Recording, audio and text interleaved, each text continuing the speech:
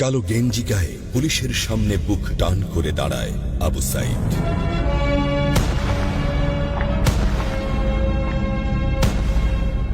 Police তাকে রক্ষা করার বদলে গুলি করে।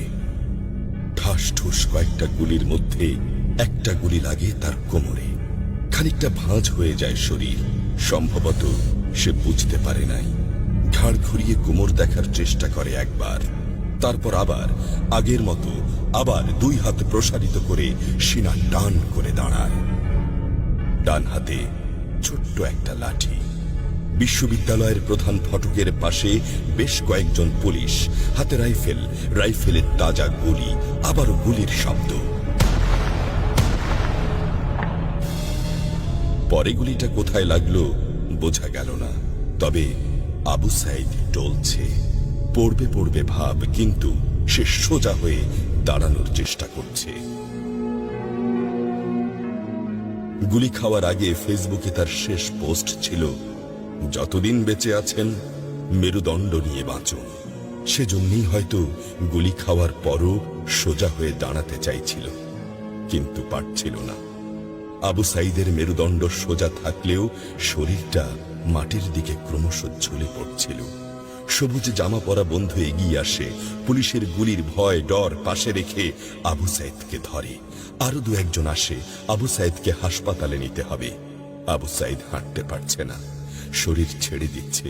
4-5 জন হাত পা ধরে শূন্যে তোলে। আবু সাইদ ঝুলছে আর রক্ত পড়ছে টপ টপ টপ। যে আবু সাইদ কিছুক্ষণ আগেও বুক চিতিয়ে দাঁড়িয়ে কোটা সংস্কার আন্দোলনে নেতৃত্ব দিচ্ছিল, সে এখন শূন্যে ঝুলছে, যেভাবে ঝুলছে মেধাবীদের ভাগ্য। রাত 10টার আগেই বাড়িতে যাওয়ার কথা ছিল আবু সাইদের। মা অপেক্ষা করছে, বোন অপেক্ষা করছে। তখনও তারা জানে না আবু সাইদের মৃত্যু সার্টিফিকেট লিখছে কর্তব্যরত ডাক্তার। নাম আবু সাইদ, পিতা মকবুল, ঠিকানা বাবনপুর, পীরগঞ্জ, রংপুর। বয়স 25।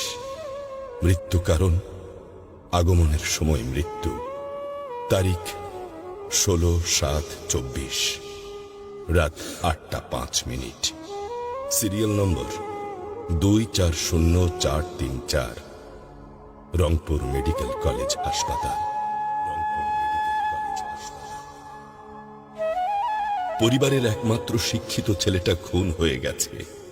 মা যখন জানল দুনিয়া কি আর ঠিক আছে তার কাছে, বিলাপ করে বলে, আমার ছেলেরে চাকরি না দিবি না দে, গুলি করলো কেন? বোন সুমি আর্তনাদ করে বলে, 3টা গুলি কেন আমারে করলো না? আবু সাইদ ফেসবুকে আরো লিখেছিল, যদি আজ শহীদ হই তবে আমার নিথর দেহটা রাজপথে ফেলে রাখবেন। ছাত্র সমাজ যখন বিজয় মিছিল নিয়ে ঘরে ফিরবে, তখন আমাকেও বিজয়ী ঘোষণা করে দাফন করবেন। একজন পরাজিতের লাশ কখনো তার মা বাবা গ্রহণ করবে না।